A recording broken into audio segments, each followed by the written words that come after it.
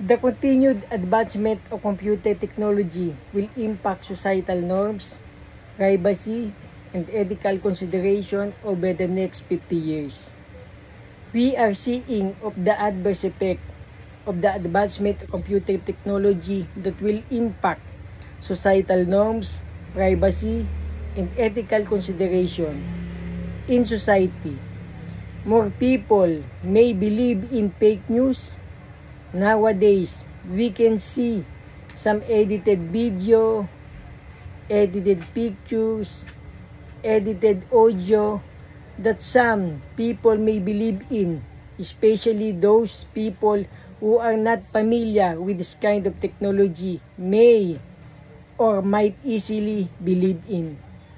Concerning privacy, this is even more frightening because some people may believe in edited photos, edited videos, and edited audio that can lead to mistake for what is the truth behind it.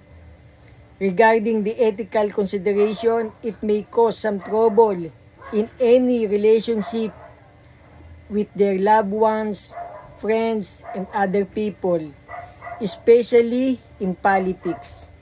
Let me put what Elon Musk says in the news on CNN. Elon Musk warned in the new interview that artificial intelligence could lead to civilization destruction. I think we are on the right track as BAM students.